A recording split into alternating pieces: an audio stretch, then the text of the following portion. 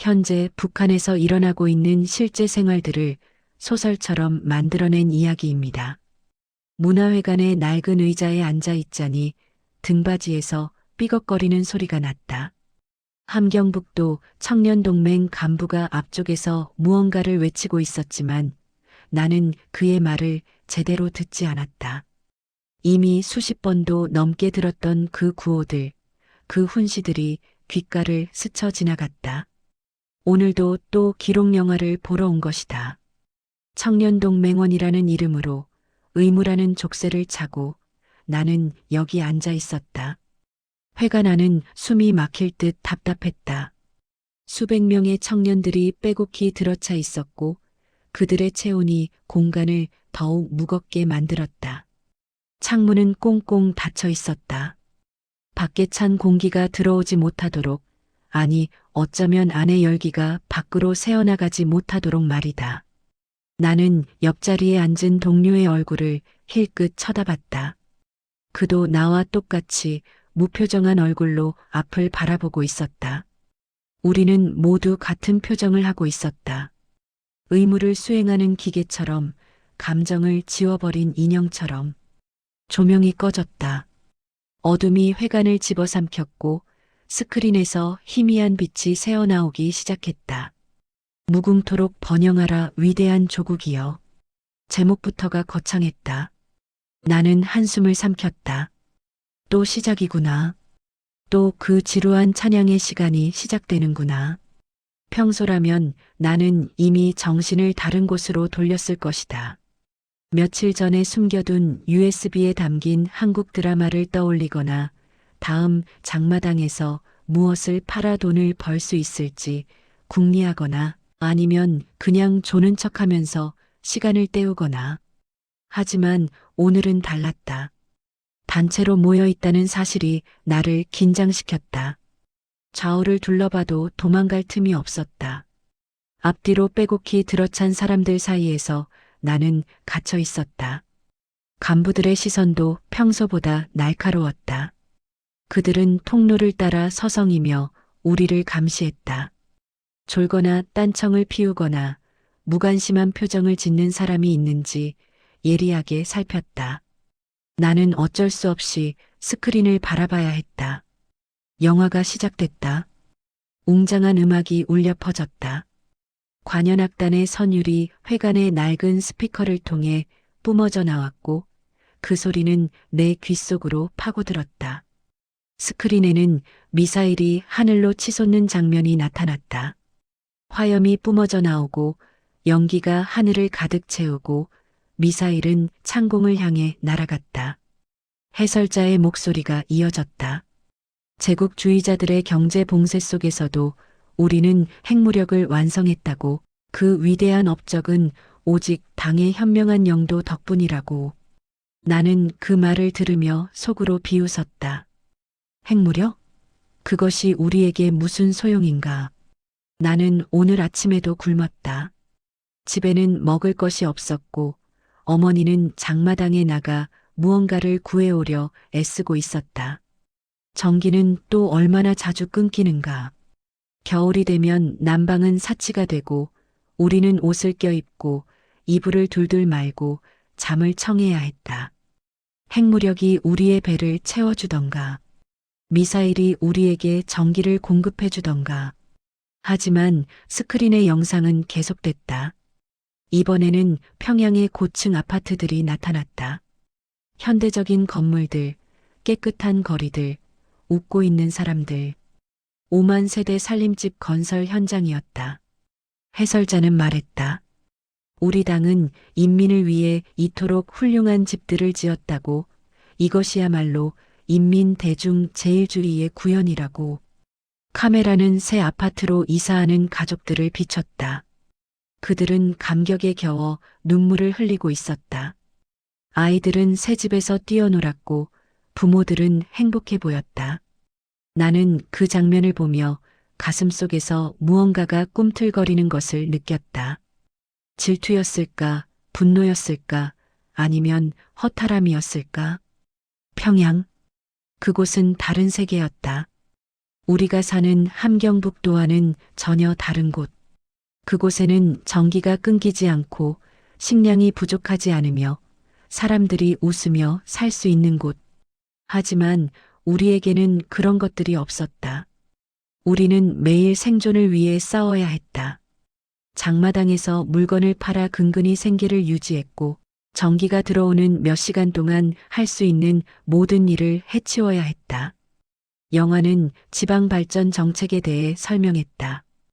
20십 정책이라는 것이었다. 20개의 시와 군을 10년 내에 발전시키겠다는 계획. 스크린에는 새로 지어진 살림집들이 나타났다. 농촌 마을의 변화된 모습, 새집들이를 하는 주민들, 그들의 환한 미소. 나는 그것을 보며 생각했다. 과연 저것이 진실일까? 저 사람들은 정말로 행복할까? 아니면 카메라 앞에서만 웃는 것일까? 하지만 영상의 힘은 강했다. 음악은 점점 더 웅장해졌고 해설자의 목소리는 점점 더 열정적이 되었다. 화면은 계속해서 성공의 이야기들을 보여주었다. 신의주 수해복구 현장, 국가가 주민들에게 보내준 지원 물자들, 새로 지어진 집들, 감사의 눈물을 흘리는 사람들. 모든 것이 완벽해 보였다. 모든 것이 아름다워 보였다. 당과 수령이 인민을 얼마나 사랑하는지, 우리가 얼마나 축복받은 존재인지를 끊임없이 말하고 있었다. 나도 모르게 마음 한구석이 흔들렸다. 이상했다. 나는 이런 영화들을 수없이 봤다. 늘 똑같은 내용, 똑같은 구조, 똑같은 메시지. 하지만 오늘은 달랐다. 어둠 속에서 수백 명의 사람들과 함께 거대한 스크린을 바라보며 나는 그 영상에 빨려 들어가고 있었다. 음악이 내 감정을 자극했다. 영상이 내 시선을 사로잡았다. 해설자의 목소리가 내 귓속으로 파고들었다. 문득 주변을 둘러봤다. 다른 청년들도 비슷한 표정을 짓고 있었다. 처음에 무관심은 사라지고 그들의 눈은 스크린에 고정되어 있었다. 어떤 이들은 감동한 듯한 표정을 짓고 있었고 어떤 이들은 진지하게 고개를 끄덕이고 있었다. 우리는 모두 같은 것을 보고 있었고 같은 메시지를 받고 있었으며 같은 감정을 느끼고 있었다. 집단의 힘이란 이런 것이구나. 혼자서는 무시할 수 있었던 것들이 함께 있으니 거부할 수 없는 무게로 다가왔다. 영화는 절정으로 치닫고 있었다. 최고 지도자의 모습이 화면 가득 펼쳐졌다. 그가 공장을 시찰하는 모습, 농촌을 방문하는 모습, 주민들과 악수하는 모습. 카메라는 그의 미소를, 그의 손짓을, 그의 따뜻한 표정을 클로즈업했다. 해설자는 절규하듯 말했다. 이 모든 것이 그분의 헌신 덕분이라고, 그분은 인민을 위해 밤낮으로 일하신다고, 우리는 그 은혜에 보답해야 한다고. 그 순간 나는 내 눈가에 뜨거운 것이 맺히는 것을 느꼈다. 눈물이었다. 말도 안 되는 일이었다. 나는 이런 것들을 믿지 않았다. 나는 현실을 알고 있었다. 선정과 실제가 얼마나 다른지, 화면 속의 세계와 우리가 사는 세계가 얼마나 동떨어져 있는지. 하지만 지금 이 순간, 이 어둠 속에서, 이 웅장한 음악과 화려한 영상 앞에서 나는 흔들리고 있었다. 영화가 끝났다. 조명이 켜졌다. 나는 얼른 눈가를 훔쳤다. 주변을 둘러보니 다른 청년들도 비슷한 상태였다. 어떤 이들은 눈을 붉히고 있었고 어떤 이들은 숙연한 표정으로 앞을 바라보고 있었다. 우리는 모두 무언가에 사로잡혀 있었다. 간부가 앞으로 나왔다. 이제 소감을 나누는 시간이라고 했다. 한 명씩 일어나서 영화를 보고 느낀 점을 말해야 했다. 첫 번째 청년이 일어섰다. 그는 떨리는 목소리로 말했다. 총비서 동지의 현명한 영도 아래 우리도 잘 살 날이 올 것이라는 확신을 갖게 되었다고. 두 번째 청년이 이어서 말했다. 자신이 시대의 흐름에 뒤처진 낙오자는 아닌지 돌이켜보게 되었다고. 세 번째 청년은 개인주의에 물든 자신의 태도를 반성하게 되었다고 고백했다. 나는 그들의 말을 들으며 혼란스러웠다. 저들은 정말로 저렇게 느끼는 것일까? 아니면 그저 말해야 하기 때문에 하는 말일까? 하지만 그들의 눈빛은 진지해 보였다. 그들의 목소리는 떨리고 있었다. 그들도 나처럼 그 영화에 동요된 것이 분명했다. 내 차례가 다가왔다. 나는 천천히 일어섰다. 무엇을 말해야 할까? 진심을 말해야 할까? 아니면 그들이 듣고 싶어 하는 말을 해야 할까? 입을 열려는 순간 나는 깨달았다. 나 자신도 무엇이 진심인지 알 수 없다는 것을. 영화를 보기 전에 나와 지금의 나는 달라져 있었다. 그 1시간여의 시간 동안 무언가가 내 안에서 변했다. 이성은 여전히 의심하고 있었지만 감정은 흔들리고 있었다. 회관을 나서자 찬 바람이 얼굴을 때렸다. 정신이 번쩍 들었다. 나는 멈춰서서 깊게 숨을 들이마셨다. 차가운 공기가 폐 속으로 들어오면서 마치 안개가 걷히듯 머릿속이 맑아지는 기분이었다. 하지만 완전히 맑아지지는 않았다. 여전히 무언가가 내 안에 남아 있었다. 영화의 잔상이, 그 음악이, 그 해설자의 목소리가. 집으로 가는 길, 나는 계속 생각했다. 도대체 나에게 무슨 일이 일어난 것일까? 나는 분명 현실을 알고 있는 사람이었다. 장마당에서 중국산 물건을 팔며 생계를 유지하고 한국 드라마를 몰래 보며 바깥 세상을 엿보고 당의 선전을 비웃으며 살아온 사람. 그런 내가 왜 저 기록 영화에 흔들렸을까? 왜 눈물까지 흘렸을까? 왜 그 순간만큼은 당의 메시지를 받아들이고 싶었을까? 골목길을 걸으며 주변을 둘러봤다. 낡은 건물들, 금이 간 벽들, 깨진 유리창들. 현실은 여기 있었다. 영화 속 평양의 화려한 고층 아파트가 아니라 이 허름한 골목길이 우리의 진짜 모습이었다. 길가에는 장마당에서 돌아오는 아낙네들이 보였다. 그들의 등은 무거운 짐에 굽어 있었고 얼굴에는 피곤함이 역력했다. 한 노인이 지게를 지고 비틀거리며 걸어가고 있었다. 이것이 현실이었다. 영화는 거짓이었다. 하지만 마음 한구석의 동요는 쉽게 가라앉지 않았다. 집에 도착했을 때도, 어머니가 장마당에서 사온 감자로 저녁을 준비할 때도 나는 계속 그 영화를 떠올렸다. 특히 새집들이를 하는 가족들의 모습이 자꾸 눈앞에 아른거렸다. 그들의 환한 미소, 아이들의 웃음소리, 새집의 깨끗한 벽과 바닥. 만약 우리도 저런 집에서 살 수 있다면? 만약 당이 정말로 우리를 위해 노력하고 있다면? 만약 조금만 더 기다리면 우리의 삶도 나아질 수 있다면? 저녁을 먹으며 어머니를 보았다. 주름진 얼굴, 거친 손, 구부정한 등. 어머니는 평생을 이렇게 살아왔다. 고난의 행군을 겪으며 굶주렸고 장마당에서 물건을 팔며 근근히 생계를 이어왔고 아버지를 잃고도 우리를 키워냈다.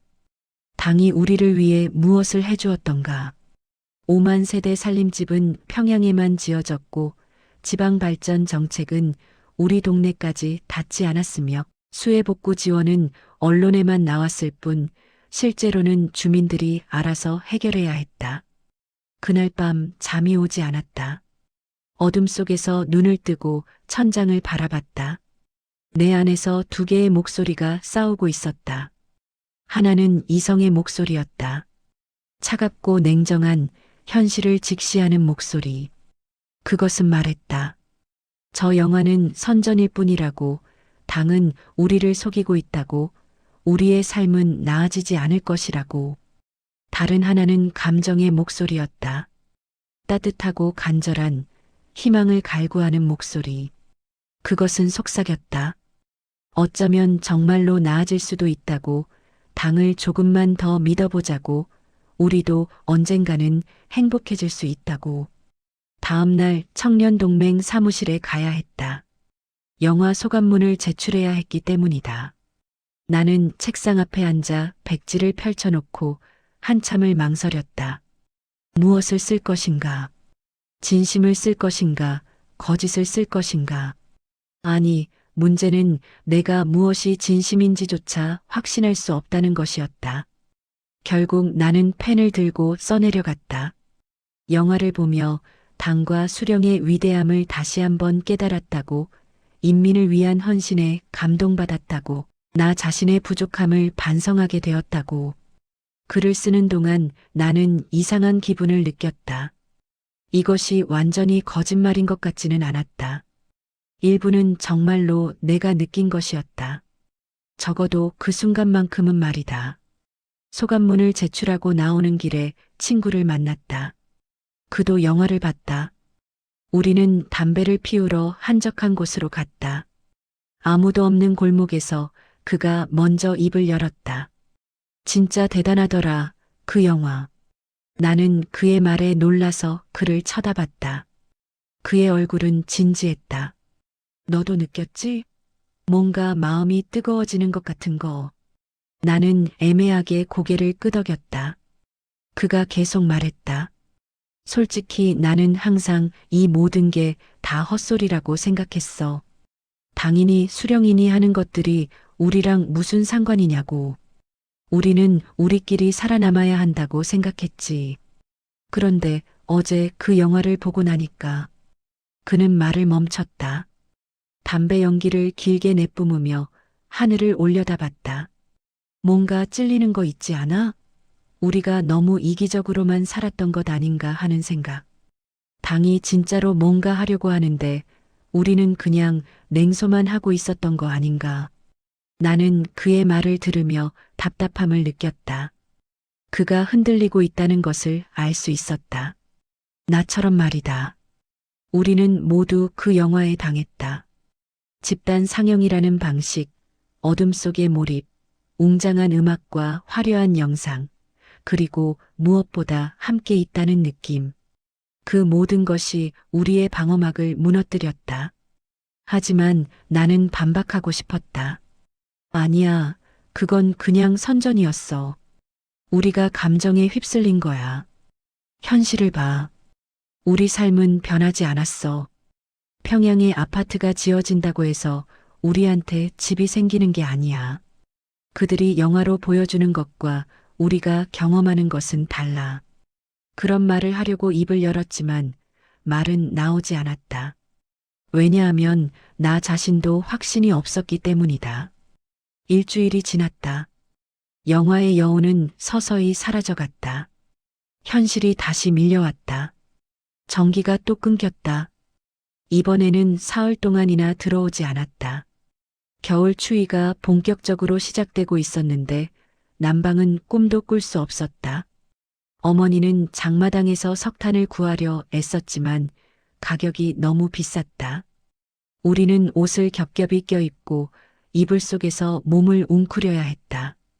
그러던 어느 날 밤이었다. 전기가 들어왔다. 기적처럼 불이 켜지자 나는 얼른 USB를 꺼냈다. 한국 드라마가 담긴 USB였다. 친구에게서 얻은 것이었다. 요즘 인기라는 드라마였다. 나는 조심스럽게 노트북을 켜고 창문에 커튼을 쳐서 밖에서 보이지 않게 했다. 이런 것을 보다가 걸리면 큰일이었다. 드라마가 시작됐다. 화면 속에는 화려한 서울의 야경이 펼쳐졌다. 빛나는 빌딩들, 번화한 거리들, 자유롭게 웃으며 걷는 사람들. 주인공은 넓은 아파트에 살았고 냉장고에는 음식이 가득했으며 언제든 원하는 곳에 갈 수 있었다. 그들은 사랑을 했고 꿈을 꿨고 고민했다. 하지만 그들의 고민은 우리의 고민과는 달랐다. 그들은 배고픔에 대해 걱정하지 않았고 추위에 떨지 않았으며 감시받지 않았다. 드라마를 보는 동안 나는 일주일 전 영화관에서의 감정을 떠올렸다. 그때 나는 우리 당과 수령의 위대함에 감동했다.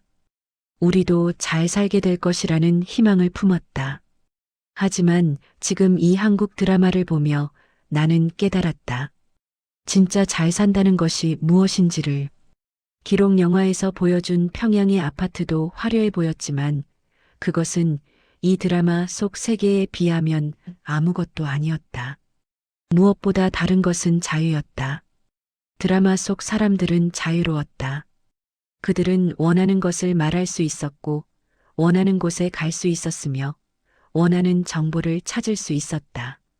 그들은 정부를 비판할 수도 있었고, 다른 나라로 여행을 갈 수도 있었으며, 자신의 미래를 스스로 선택할 수 있었다. 우리에게는 없는 것들이었다. 드라마가 끝나고 나는 노트북을 껐다. 어둠이 다시 방을 채웠다. 나는 침대에 누워 천장을 바라봤다.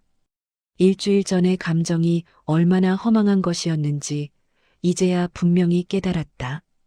그것은 진짜 감동이 아니었다. 조작된 감정이었다. 영화라는 매체의 힘, 집단 관람이라는 상황, 웅장한 음악과 선동적인 해설, 그 모든 것이 만들어낸 일시적인 착각이었다.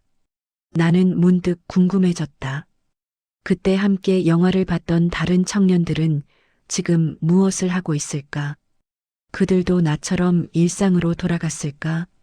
그들도 다시 장마당에 나가고 밀수품을 거래하고 한국 드라마를 몰래 보고 있을까? 아마도 그럴 것이다. 우리는 모두 똑같았다. 그 순간만큼은 당의 선전에 흔들렸지만 결국 현실로 돌아올 수밖에 없는 사람들. 며칠 후 다시 장마당에 나갔다. 어머니를 도와 물건을 팔기 위해서였다. 시장은 늘 그랬듯 활기찼다. 사람들은 소리를 지르며 물건을 팔았고 흥정을 했으며 정보를 교환했다. 이곳에서는 당의 선전 따위는 아무 의미가 없었다. 여기서 중요한 것은 오직 하나, 어떻게 살아남느냐였다. 얼마에 사서 얼마에 팔 것인가, 어떤 물건이 잘 팔리는가, 단속반을 어떻게 피할 것인가. 장사를 하던 중 영화를 함께 봤던 청년 하나를 발견했다. 그는 중국산 USB를 팔고 있었다. 그 안에는 한국 드라마와 영화들이 가득 담겨 있었다. 나는 그를 보며 씁쓸하게 웃었다. 일주일 전 그는 문화회관에서 당과 수령에 대한 충성을 맹세했다. 개인주의를 반성한다고, 시대의 흐름에 뒤처지지 않겠다고 말했다. 그런 그가 지금은 자본주의 문화가 담긴 USB를 팔며 돈을 벌고 있었다. 그것이 우리의 진짜 모습이었다. 우리는 필요할 때 충성을 연기할 수 있었다. 소감문을 쓸 때, 학습 시간에 간부들 앞에서는 완벽한 청년 동맹원이 될 수 있었다. 하지만 일상으로 돌아오면 우리는 다시 생존을 위해 움직이는 개인이 되었다. 당의 이념보다 자신과 가족의 생계가 우선이었다. 정치적 구호보다 내일의 식사가 더 절실했다. 저녁 때 친구를 다시 만났다. 영화를 보고 감동했다던 그 친구였다. 우리는 술을 마시며 이야기를 나눴다. 솔직히 말해서 그가 먼저 꺼냈다. 저번에 내가 한 말 기억나? 영화 보고 감동받았다고 한 거. 나는 고개를 끄덕였다. 그가 쓴웃음을 지었다. 그때는 정말 그렇게 느꼈어. 진심이었어. 근데 집에 가는 길에 벌써 그 느낌이 사라지더라. 집에 도착하니까 전기는 나가 있고 밥은 없고 어머니는 장마당에서 힘들게 일하고 계시고 그러니까 영화에서 본 것들이 다 거짓말처럼 느껴지더라고. 나도 똑같았다고 말했다. 우리는 술잔을 부딪혔다. 이상한 일이지, 그가 말했다. 우리는 진실을 알고 있어. 현실이 어떤지 알고 있고 당의 선전이 얼마나 과장된 것인지도 알고 있어. 그런데도 그 순간만큼은 믿고 싶었던 거야. 희망을 갖고 싶었던 거지. 우리도 언젠가는 행복해질 수 있다는 그 희망을. 그의 말이 가슴에 박혔다. 그랬다. 결국 우리가 그 영화에 흔들렸던 이유는 진짜로 선전을 믿어서가 아니었다. 믿고 싶었기 때문이었다. 우리의 삶이 너무 고달프고 미래가 너무 막막하고 희망이 너무 없었기에 그 짧은 순간만큼은 당의 약속을 믿고 싶었던 것이다. 설령 그것이 거짓이라는 것을 머리로는 알고 있어도 겨울이 깊어갔다. 추위는 더 혹독해졌고 전기는 더 자주 끊겼으며 생활은 더 힘들어졌다. 장마당에서 물건을 팔아도 번 돈은 생계를 유지하기에도 빠듯했다. 석탄 가격은 계속 올랐고 식량은 점점 더 구하기 어려워졌다. 나는 매일 아침 일어나면 생각했다. 오늘도 버텨야 한다고. 내일도 버텨야 한다고. 어느 날 청년동맹에서 또 소집 명령이 떨어졌다. 이번에는 김일성 수령님의 교실을 학습하는 시간이었다. 나는 무거운 발걸음으로 회관으로 향했다. 도착해보니 그때 영화를 함께 봤던 청년들이 모여 있었다. 우리는 서로의 얼굴을 보며 조용히 고개를 끄덕였다. 다들 알고 있었다. 이 시간이 무의미하다는 것을, 여기서 하는 학습과 맹세가 현실과는 아무 관계가 없다는 것을. 하지만 우리는 자리에 앉았다. 간부가 들어와서 교실을 낭독하기 시작했을 때 우리는 고개를 숙이고 듣는 척했다. 필기를 하는 척했다. 감동받은 척했다. 그것이 우리가 살아남는 방법이었다. 겉으로는 충성스러운 청년동맹원인 척하면서 속으로는 자신의 이익을 챙기고 가족을 먹여 살리고 내일을 준비하는 것. 학습이 끝나고 집으로 돌아가는 길 하늘을 올려다봤다. 회색빛 하늘이 내려다보고 있었다. 눈이 내리기 시작했다. 하얀 눈송이들이 낡은 건물들과 금간 도로 위로 내려앉았다. 잠시나마 세상이 깨끗해 보였다. 하지만 그것도 순간이었다. 눈은 곧 더러운 땅과 섞여 진흙이 될 것이고 추위만 더할 것이며 우리의 삶을 더욱 힘들게 만들 것이었다. 나는 주머니에 손을 넣고 걸었다. 집에 가면 어머니가 기다리고 있을 것이다. 오늘 장마당에서 무엇을 구해왔을지, 저녁으로 무엇을 먹을 수 있을지. 그것이 내 관심사였다. 당의 교시도 수령의 업적도 기록 영화의 감동도 아니었다. 오직 오늘을 버티고 내일을 준비하고 가족을 지키는 것. 문득 깨달았다. 그 기록 영화가 우리에게 남긴 것은 충성심이 아니었다. 당에 대한 믿음도 아니었다. 오히려 그 반대였다. 우리는 그 영화를 통해 선전의 메커니즘을 체험했다. 집단 상황에서 개인의 판단력이 얼마나 쉽게 흐려지는지, 감정이 이성을 얼마나 쉽게 압도하는지, 일시적인 감동이 얼마나 빨리 사라지는지를 배웠다. 그리고 무엇보다 우리는 우리 자신을 알게 되었다. 우리는 당의 선전을 믿지 않았다. 하지만 그럼에도 불구하고 믿고 싶어 했다. 희망이 필요했기 때문이다. 우리의 삶이 너무 고달팠기에 무언가 나아질 것이라는 약속이 필요했다. 설령 그것이 거짓이라는 것을 알면서도 말이다. 집에 도착했을 때 어머니는 감자를 삶고 있었다. 전기가 들어와 있었다. 작은 행운이었다. 나는 외투를 벗으며 어머니에게 물었다. 오늘 장마당은 어땠어요? 어머니는 피곤한 얼굴로 미소 지었다. 그럭저럭이었다고. 내일은 더 나을 거라고. 나는 고개를 끄덕였다. 내일은 더 나을 것이다. 우리는 항상 그렇게 믿으며 살았다. 내일은, 다음 주는, 내년에는 조금 나아질 것이라고. 그것이 우리가 버틸 수 있는 이유였다. 당의 약속도 아니고 수령의 은혜도 아니었다. 그저 내일은 오늘보다 나을 것이라는 우리 스스로 만들어낸 작은 희망이었다. 밤이 깊어갔다. 전기가 또 나갔다. 어둠이 방을 집어삼켰다.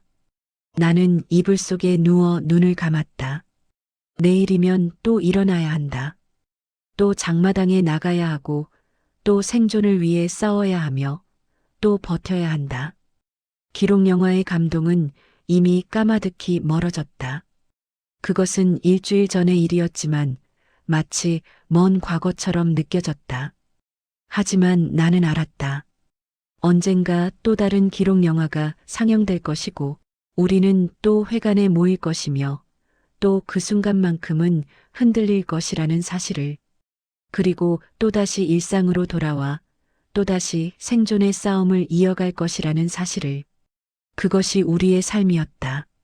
선정과 현실 사이에서, 희망과 절망 사이에서, 충성과 생존 사이에서 아슬아슬하게 균형을 잡으며 살아가는 것. 눈을 뜨니 또 아침이었다. 차가운 공기가 얼굴을 스쳤다. 전기는 여전히 나가 있었다. 나는 이불에서 나와 옷을 껴입었다.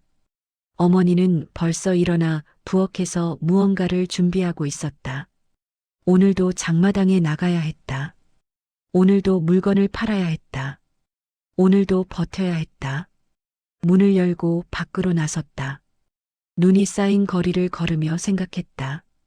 저 기록 영화에 나왔던 평양의 고층 아파트는 지금도 빛나고 있을까? 새집들이를 했던 가족들은 여전히 행복할까?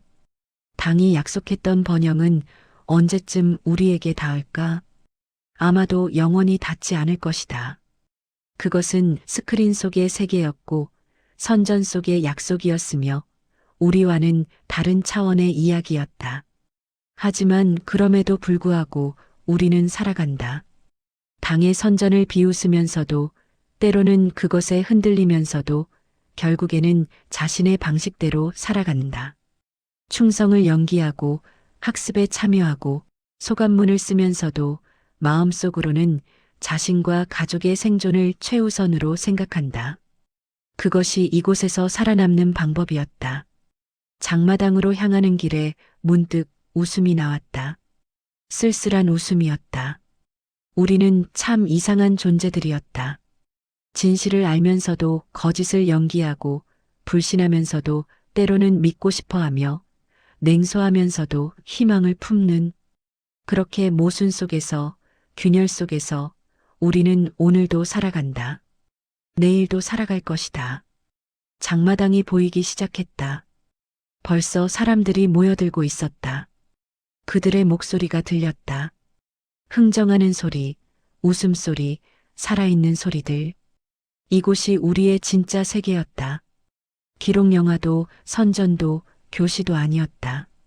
이 소란스럽고 혼란스러우며 생동감 넘치는 장마당.